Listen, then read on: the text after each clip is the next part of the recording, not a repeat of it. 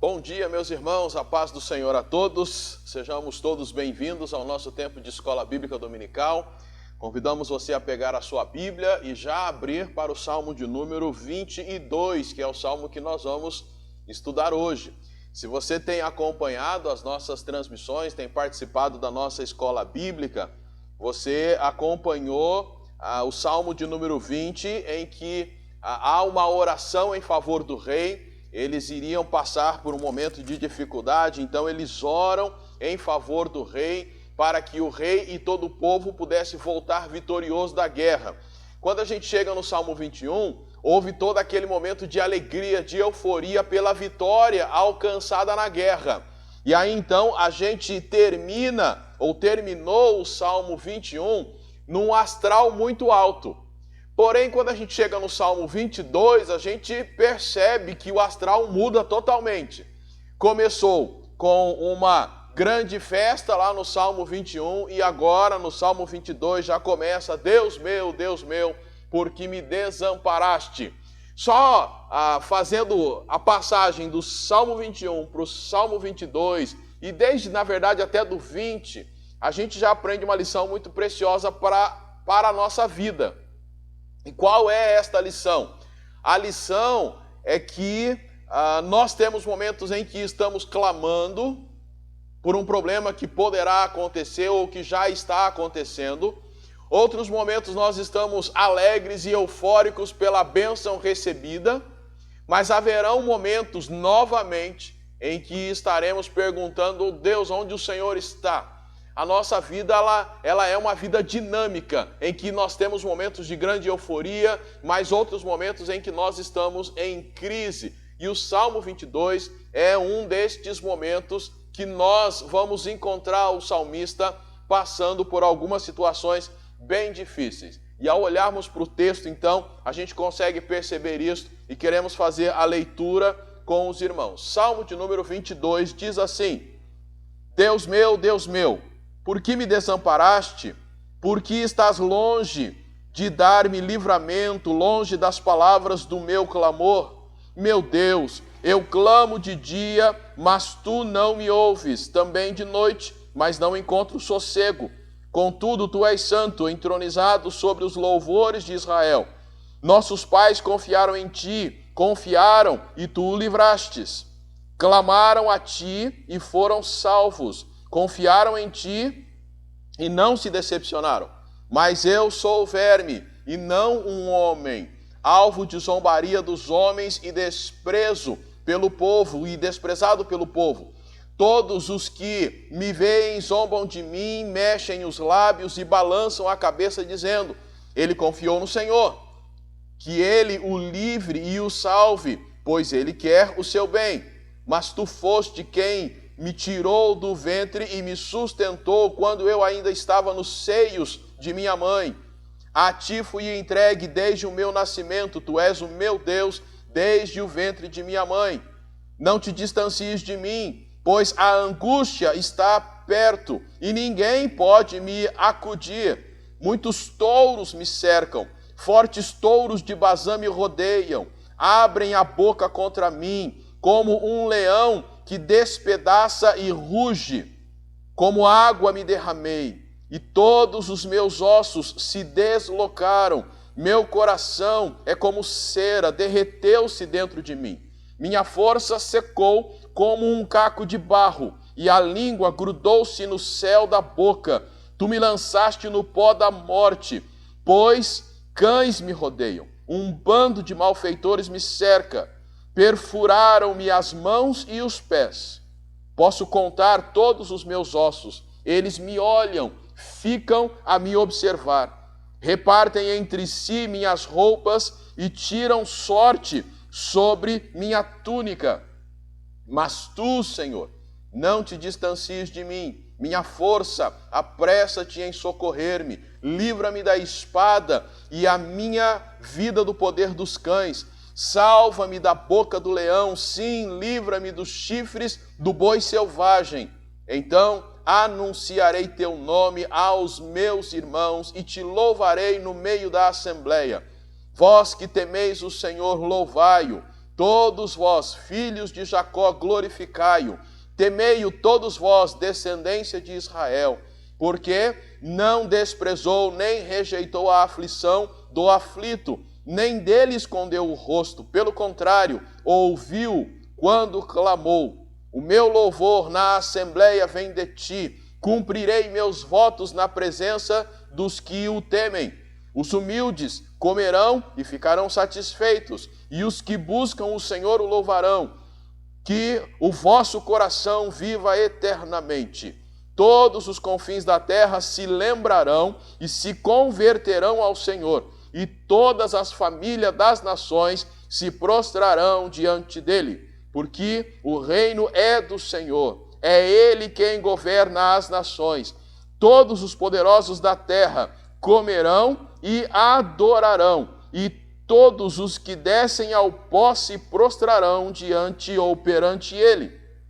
Os que não podem preservar a vida. A posteridade os servirá, a geração futura ouvirá falar do Senhor. Chegarão e anunciarão a sua justiça, contarão o que ele fez a um povo que ainda surgirá.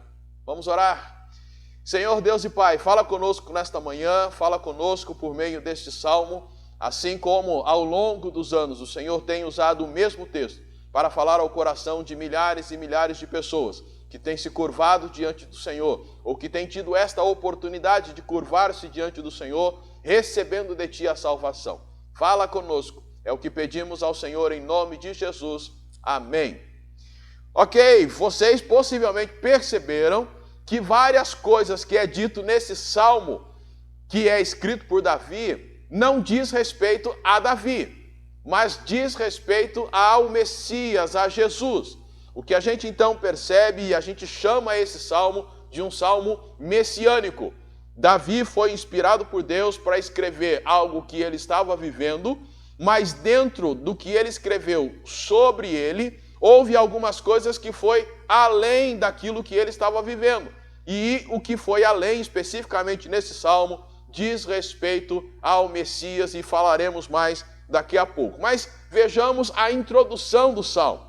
Possivelmente a tua Bíblia deve ter alguma nota litúrgica aí logo no começo do salmo. A que eu uso diz: ao regente do coro, conforme a corça matutina, salmo de Davi. Outras versões, como a King James, traz força da manhã. A revista e corrigida traz uma expressão lá, Aigelé Ras Zahar, e outras trazem corça matutina. Tem uma outra que traz só Aigelete. O que é isso?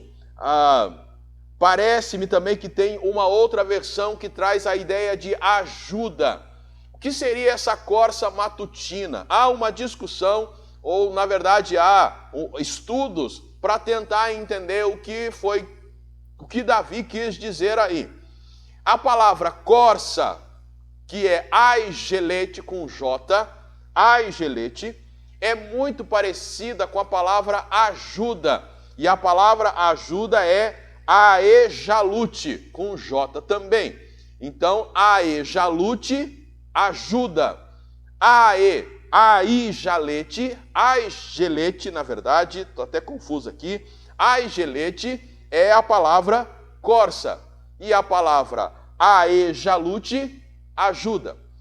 Uma coisa interessante para você conhecer. Naquela época, o hebraico, que foi a língua usada para escrever o salmo que Davi usou, a língua hebraica não usava vogais, somente as consoantes. E se você quiser depois escrever aí a palavra aigelete e aejalute e tirar as vogais, você vai perceber que sobram apenas três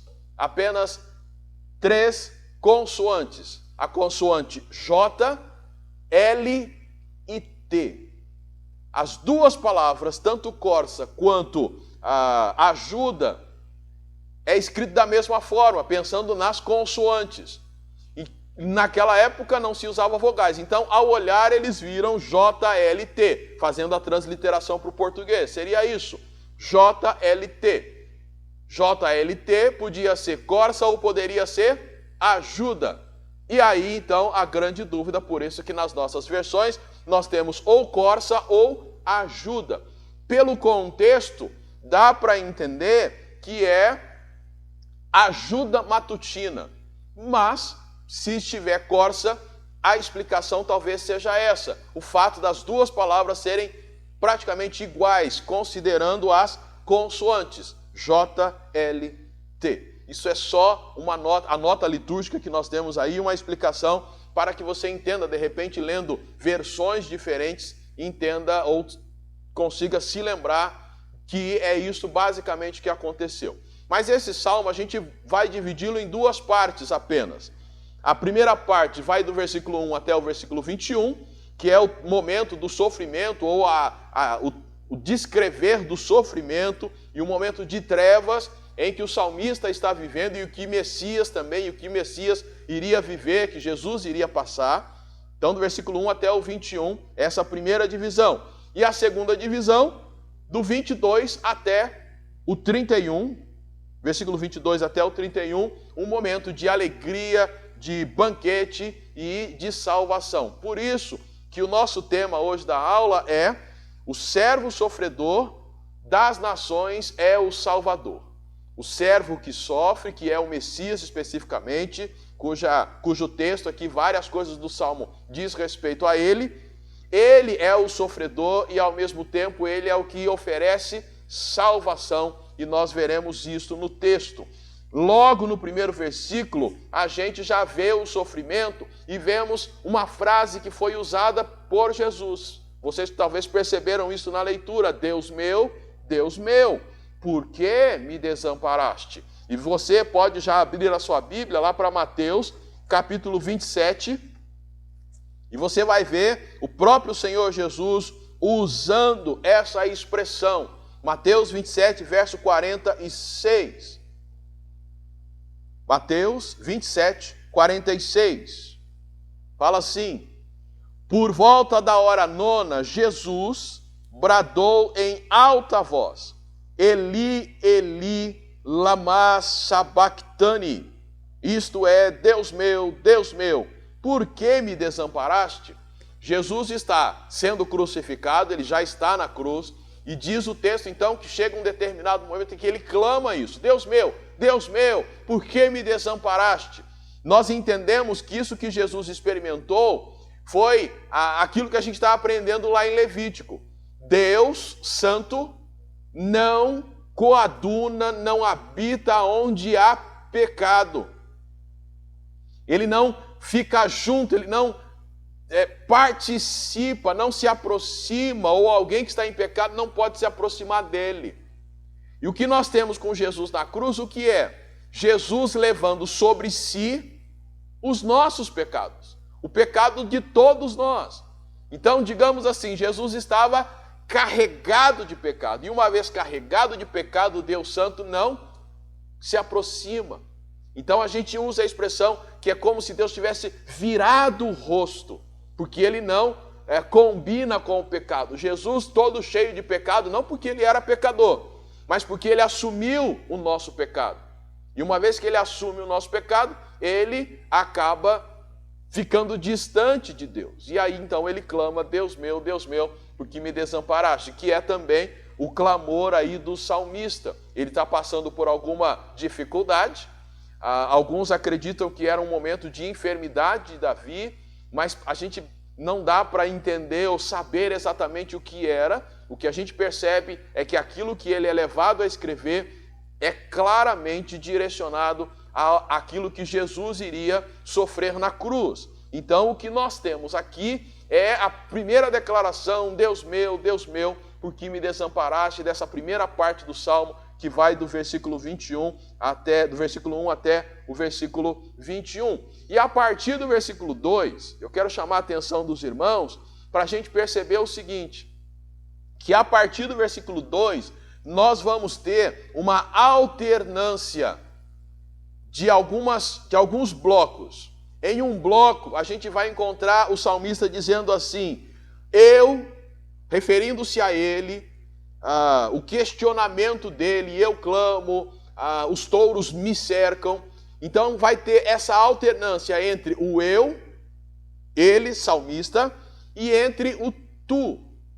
Então, em algum momento ele vai dizer assim, mas eu clamo. Aí depois ele vai dizer, contudo tu, referindo-se a Deus, contudo tu, depois eu de novo, depois tu. E vai tendo essa alternância até chegarmos ao verso de número 21. E começa logo aí no versículo 2, em que o salmista diz o quê? Eu clamo de dia, clamo de noite. Ele fala assim, eu clamo e tenho a impressão que o Senhor não me ouve. Parece que o Senhor realmente está longe, que foi o primeiro versículo. O Senhor parece estar longe, longe das palavras, longe de me livrar, longe do meu clamor. E aí então ele está dizendo, eu clamo ao Senhor de dia e clamo ao Senhor de noite e não encontro sossego. E é muito impressionante, e a gente já falou isso, quando a gente lê o Salmo, há uma grande identificação com vários momentos pelos quais nós passamos. Você e eu, às vezes, já tivemos esta impressão, a impressão de que Deus está longe, a impressão de que Ele não está nos ouvindo. E a gente clama durante o dia, clama durante a noite, e temos a impressão de que Ele não está por perto. Mas é claro, conhecendo as Escrituras, a gente sabe que o nosso Deus não é surdo. Nós sabemos que Ele nunca chega atrasado, Ele nunca age de maneira demorada, Ele age na hora certa. Já ouviu a nossa oração e está trabalhando conosco. Isso não quer dizer que eu preciso parar de clamar, eu posso continuar clamando. E Ele entende esse nosso questionamento. Mas é claro, nós temos que fazer esse questionamento como o salmista fez, alternando. Veja aí que ele, no verso 2, ele diz, eu clamo, clamo de dia, clamo de noite, e tenho a impressão que o Senhor não está me ouvindo e eu não alcanço socorro, ou sossego. Mas, versículo 3, contudo, tu és o quê? Contudo, tu és santo. Percebeu a alternância? Versículo 2, mas eu clamo.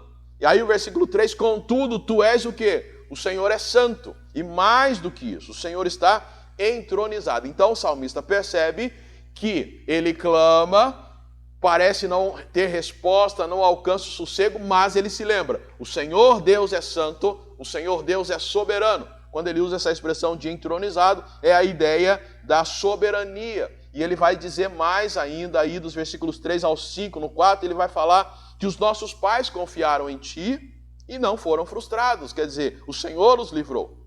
Eles clamaram e confiaram e o Senhor não os decepcionou.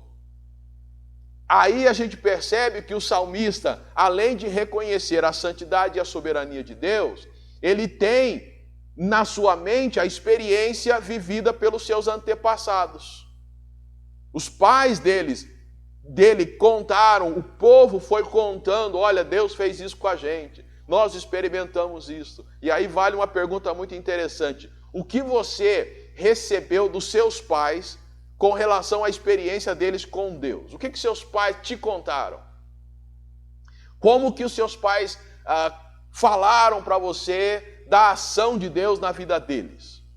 E mais do que isso, como que você tem contado para os seus filhos, ou o que você tem passado para os seus filhos da sua experiência com Deus? Às vezes, mesmo sendo cristãos, o que nós passamos para os nossos filhos é que a vitória ela foi alcançada, ou a bênção foi alcançada porque nós fomos inteligentes, não que foi Deus que agiu. E passamos para os nossos filhos que Deus está sempre atrasado, Ele nunca ouve.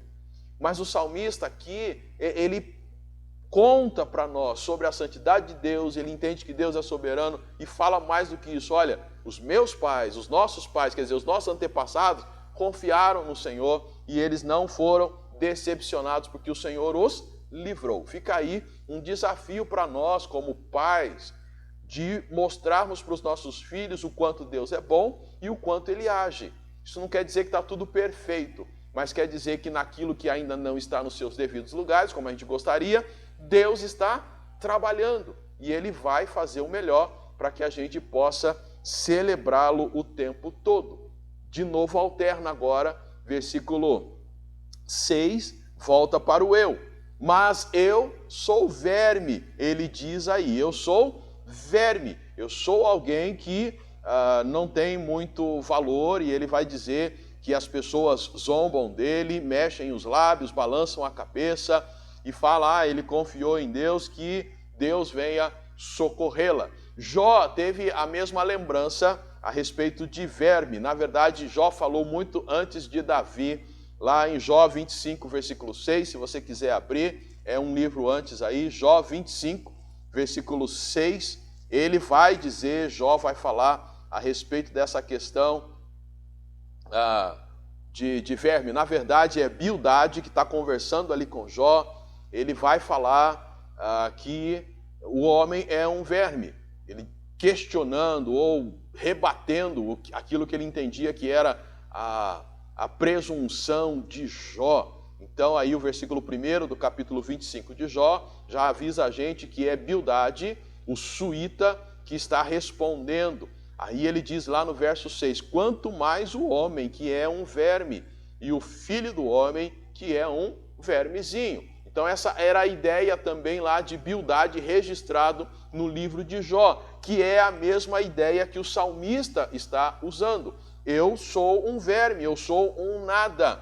E não foi só Bildade que pensou isso, nem mesmo só o salmista, mas hoje muitos de nós nos achamos um nada, nos sentimos um nada e de fato achamos que não temos valor algum. De fato, no aspecto da gente se orgulhar por ser alguma coisa, de fato, perto de Deus, comparado a Deus, não somos nada. Mas, ao mesmo tempo, o salmista, lá no Salmo 139, vai dizer que o Senhor nos criou de uma forma maravilhosa. Então, o que a gente pode dizer dessas duas ideias? Somos verme? Em certo aspecto, sim. Se comparados a Deus, não somos nada.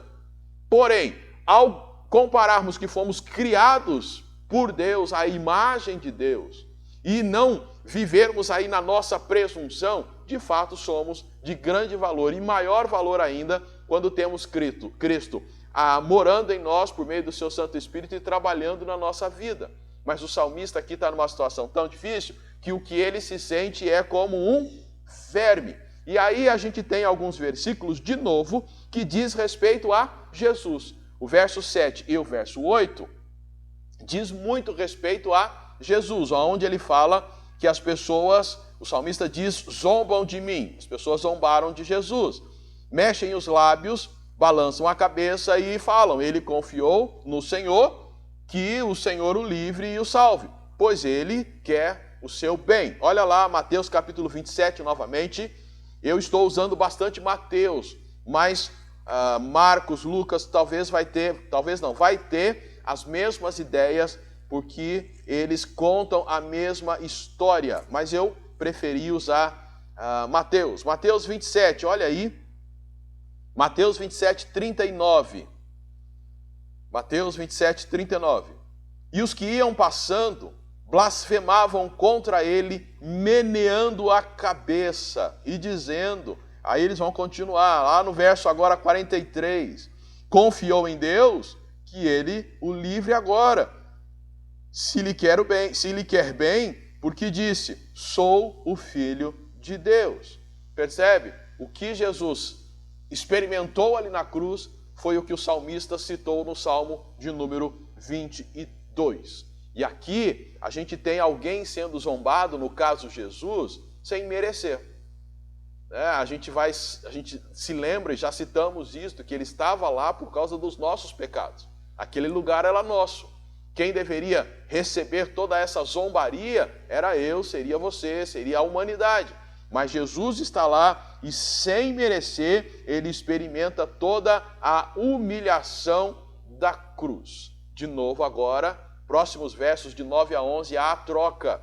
Ele falou, mas eu, agora ele vem de novo, mas tu, versículos 9 até o 11, mas foste tu quem me tirou do ventre materno, quem me sustentou. E aí ele vai dizer que, olha, eu realmente sou verme, eu clamo e tenho a impressão que o Senhor não ouve, mas eu sei que o Senhor é santo, eu sei que o Senhor é soberano, e mais, agora eu também quero dizer que eu sei que o Senhor cuida de mim desde sempre, Veja a linguagem que o salmista usa, que ele fala que o Senhor foi quem o tirou do ventre e o sustentou quando ainda estava nos seios da sua mãe. Versículo 10, a ti fui entregue desde o meu nascimento, tu és o meu Deus, desde o ventre da minha mãe. E aí ele termina o verso 11 fazendo o pedido, não se distancies de mim, pois a angústia está perto, ninguém pode me acudir. O salmista está reconhecendo uma coisa que às vezes nós nos esquecemos. Deus cuida de nós desde quando a gente estava lá ainda, como diz o Salmo 139, uma criatura ainda informe, quer dizer, sem forma. O Senhor já estava cuidando de nós. Ao sairmos de lá, todo o cuidado de Deus. E desde o momento em que ainda éramos amamentados, o Senhor estava cuidando de nós. E Ele cuida de nós o tempo todo. O profeta Isaías fala sobre isso, que mesmo que uma mãe esqueça do seu filho, eu jamais esquecerei de ti. O autor aos Hebreus parece que fala sobre isso, a ideia de jamais abandonarei vocês, nunca deixarei. Então o salmista tem essa consciência de que o Senhor cuida dele desde sempre. Falamos do profeta Isaías, e o profeta Isaías lá no capítulo 46, versículo 3, 46, 3 de Isaías, ele fala assim: ó linhagem de Jacó e todo o restante da casa de Israel, vós a quem tenho carregado desde o ventre materno e segurado desde o nascimento, ouvi-me. O profeta Isaías trazendo a palavra do Senhor ao povo, e o Senhor então diz para esse povo: eu tenho carregado vocês, tenho segurado vocês. Então olha, me ouçam.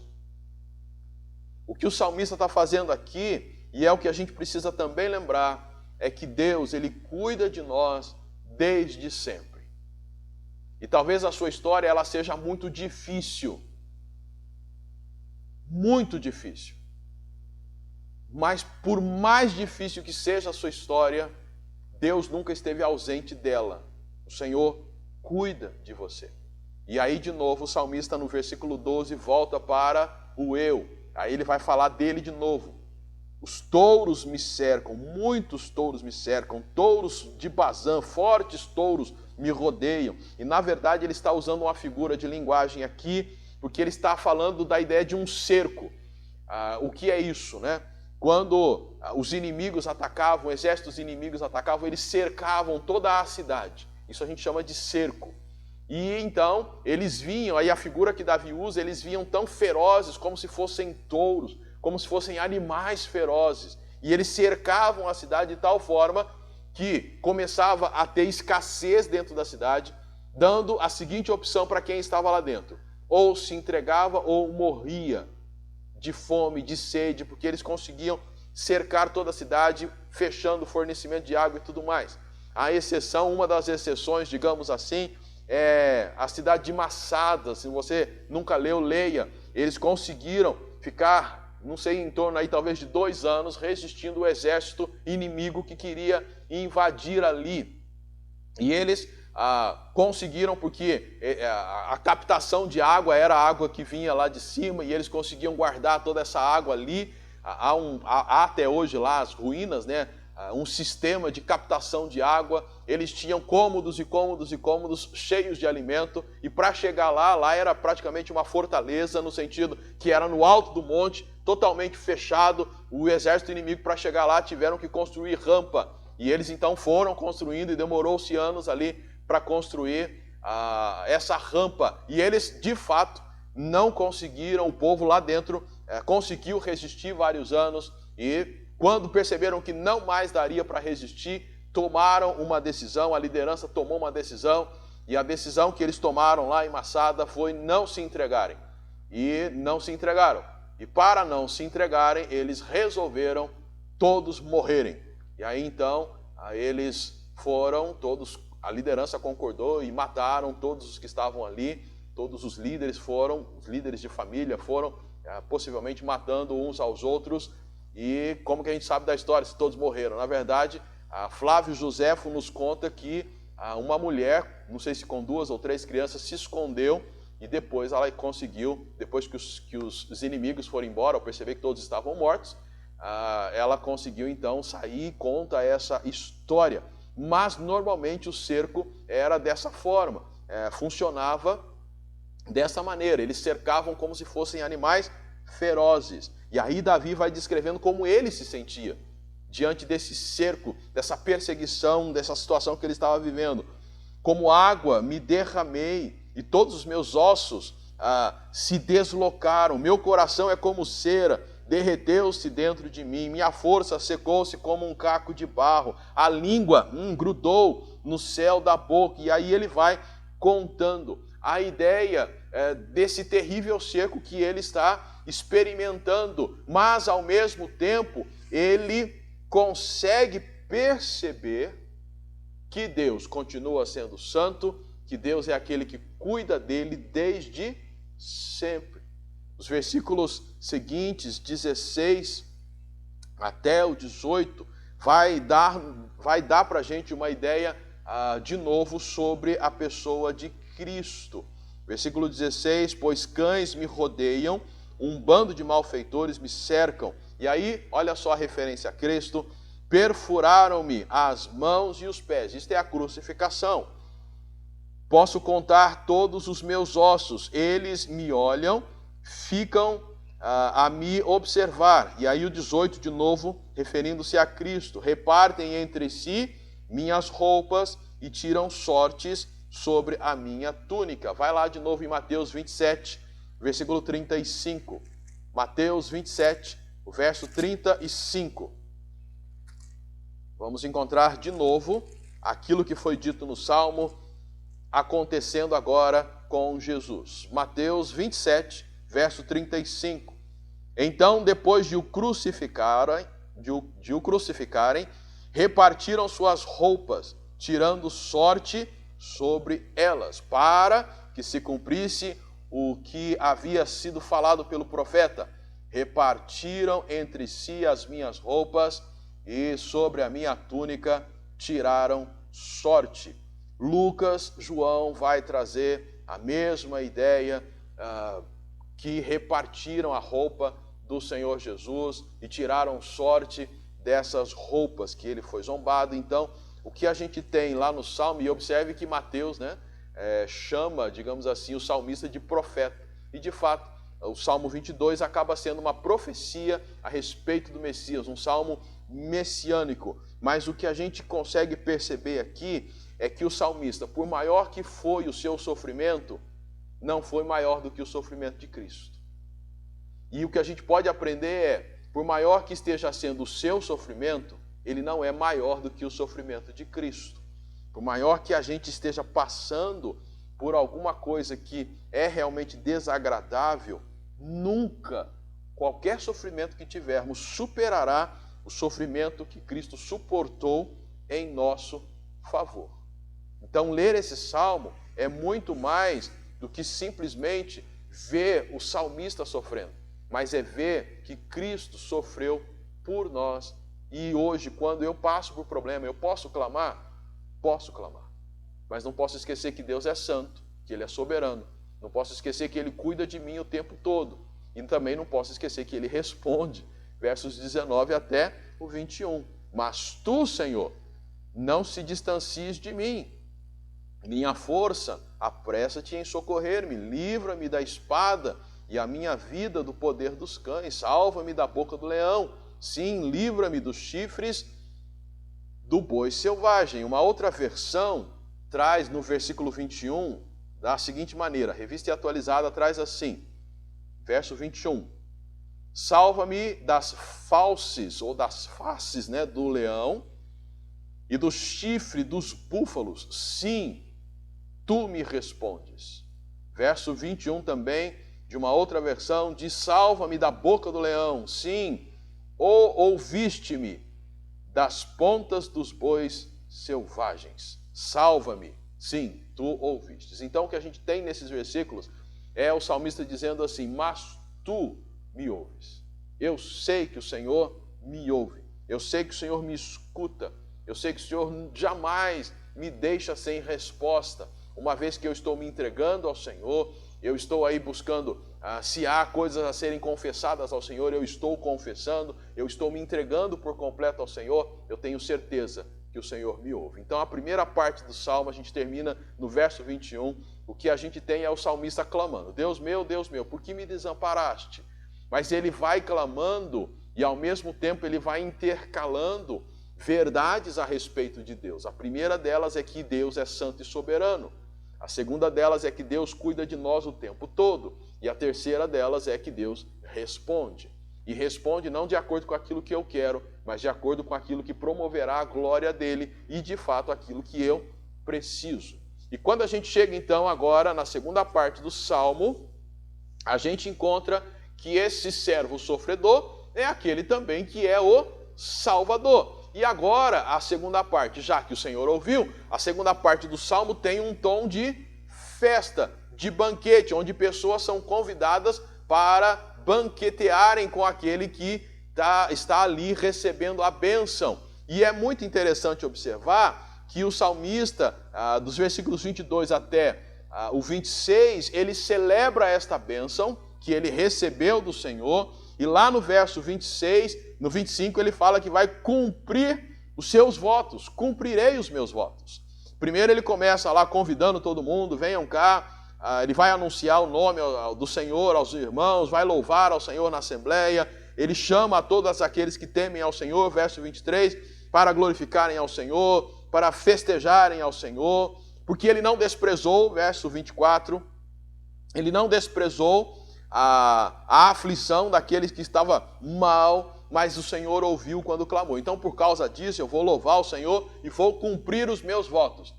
Que votos são esses? Do verso 25. Cumprirei os meus votos na presença do que os temem. Que voto é esse que deveria ser cumprido quando uma bênção era recebida? Se você lembrou lá de Levítico, eu tenho mania de falar Levíticos, mas é Levíticos, é Levítico, tá? Sem o S.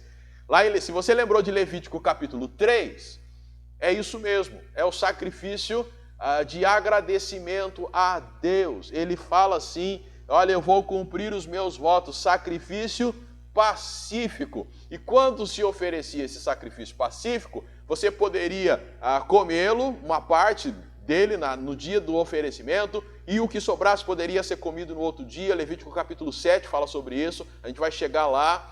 E também poderia convidar pessoas para festejar junto com você. E também poderia, e não, na verdade não deveria ser esquecido, ou se esquecer dos levitas. Lembra? Os levitas, eles trabalhavam o tempo todo no tabernáculo, ou no templo. Eles não tinham trabalho fora. Então recebeu a bênção, ofereceu o sacrifício pacífico de agradecimento, faz o quê? Convida todo mundo, inclusive os levitas, para comerem. Deuteronômio vai falar sobre isso lá no capítulo 12. Então, o que o salmista está dizendo aqui? Eu recebi a bênção, vou oferecer o sacrifício pacífico, vou cumprir os meus votos e vou chamar todo mundo para celebrar comigo. De novo, a gente aprende, né? Quando a gente está mal, a gente conta para meio mundo. Mas quando a bênção chega, a gente às vezes não conta para ninguém. Não celebramos com ninguém. Mas o salmista aqui faz diferente. Quando ele está mal, ele clama a Deus. Quando a bênção vem, ele chama todo mundo para celebrar junto com o Senhor. E esta alegria, quando a gente olha do 27 até o final, até o 31, é uma alegria que atinge a todas as pessoas. Perceba, o salmista vai chamar aqueles que temem ao Senhor. Porém, quando a gente chega no versículo 27, a gente vê uma expressão que vai além daquilo que o salmista começou a dizer. Abrange mais pessoas. Veja aí o 27. Todos os confins da terra se alegrarão e se converterão. Todas as famílias das nações se prostrarão. Porque o reino é de quem? Do Senhor. É Ele quem governa as nações. Todos os poderosos, algumas versões traz opulentos, né? Todos os opulentos ou todos os poderosos, uma versão do século XIX, 1881, trazia gordos. Hoje seria um baita de um problema, possivelmente seria processado, né? Alguém que chamasse o outro aí, todos os gordos da terra comerão. e adorarão, mas essa é a versão de 1881. E todos os que descem ao pó se prostrarão perante ele, os que não podem preservar a vida. Percebe a ênfase no todos, todos os confins da terra, todas as famílias, todos os poderosos, todos os que descem ao pó se prostram diante do Senhor. Observe que eles se lembrarão e se converterão. Por isso que o nosso tema é: o servo sofredor é o salvador das nações, ou da nação ele é o salvador. Porque essa bênção atingirá a pessoas de todas as nações. Em outras palavras, o sacrifício de Jesus vai e pode e tem alcançado pessoas de toda tribo, língua e nação. E é isso que a gente vê nesse salmo. E mais do que isso, a gente termina o salmo vendo que, versículo 30, a posteridade o servirá. Quer dizer, nações futuras. Isso Davi está dizendo aqui muito antes de Jesus nascer. A posteridade o servirá. A geração futura ouvirá falar do Senhor. Parece que ele está assumindo o compromisso de não somente ele, mas todos aqueles que experimentam o Senhor vão falar às gerações futuras a respeito do Senhor. Chegarão e anunciarão a sua justiça, contarão o que ele fez a um povo que ainda surgirá. A ideia da expansão, da proclamação do Evangelho. Isso é muito interessante, porque num contexto de vida hoje, extremamente egoísta, a gente tem aquela ideia de eu sofro e preciso de ajuda. E logicamente, então, eu clamo ao Senhor. Mas quando a ajuda vem, quando a bênção vem, eu me calo. E não conto para ninguém, até como forma de testemunho e proclamação do poder de Deus. Eu me calo. Mas o salmista faz ao contrário. Naquela época, ao sofrer, ele clama ao Senhor, reconhecendo a santidade, a soberania do Senhor, o cuidado do Senhor diário e a resposta do Senhor no tempo certo. E aí então ele faz uma baita de uma festa, ele oferece o sacrifício, chama todo mundo e ele diz, essa bênção, pensando até no Messias, essa bênção que o Messias oferece, atinge a todas as nações. E olha, nós vamos contar isso para gerações futuras, para que todos possam ouvir, até aquelas nações que ainda não existem, aquele povo que ainda não existe, vai ouvir do Senhor. A ideia, meus irmãos, é que o meu grito de clamor não pode ser maior do que o meu grito de louvor. Eu posso clamar e devo clamar, mas infelizmente a gente tem invertido. O mundo tem ouvido mais as nossas reclamações e nem tanto o nosso clamor, é mais reclamação do que clamar a Deus. O mundo tem ouvido mais isso do que o nosso louvor e a proclamação do Evangelho, da salvação em Cristo Jesus. Então fica o desafio, que o seu grito de clamor seja menor que o seu grito de louvor. Proclame Cristo a todas as pessoas. E o Salmo 22, então, mostra para nós exatamente isso. O salmista passando por um momento, então ele escreve sobre esse momento que ele está passando, mas ao escrever ele aponta para Cristo, para aquilo que Cristo sofreria na cruz, para dar a mim e a você a salvação. Então, se você já é salvo, valorize a salvação que você recebeu por meio do sofrimento de Jesus Cristo. Viva para Ele, exclusivamente para Ele, proclame o Evangelho a todas as pessoas. E a você que não tem a Jesus, reconheça o sacrifício que Ele fez por você. Tanto que Ele sofreu, e algumas coisas nós vimos aqui. Ele passou por tudo o que passou para que você pudesse ter a salvação. E hoje Ele te faz o convite. Venha caminhar comigo. Permita que eu seja o Senhor da tua vida para que então você seja salvo. Este é o convite. E a questão é qual será a sua resposta. A nossa oração é que a sua resposta seja sim, eu quero Jesus como meu Salvador. Que esse Salmo 22, com a ação poderosa do Santo Espírito de Deus, possa convencer você, primeiro, a levar a Deus muito a sério, a vida com Ele, e valorizá-la, e proclamá-la a todas as pessoas, e proclamá-lo a todas as pessoas, e possa levar você que ainda não recebeu Jesus a decidir entregar-se por completo a Ele. Nossa oração é para que isso possa acontecer. Vamos orar. Senhor Deus e Pai, obrigado, porque o Senhor tem nos dado esse grande privilégio de estudarmos o livro dos Salmos. Obrigado por este Salmo.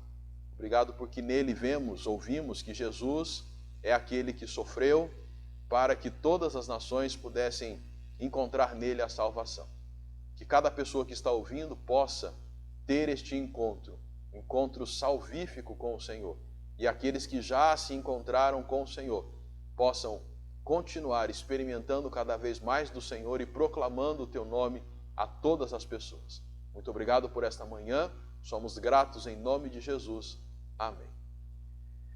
Que Deus abençoe a sua vida e até a nossa próxima transmissão. Fiquem todos na paz do Senhor.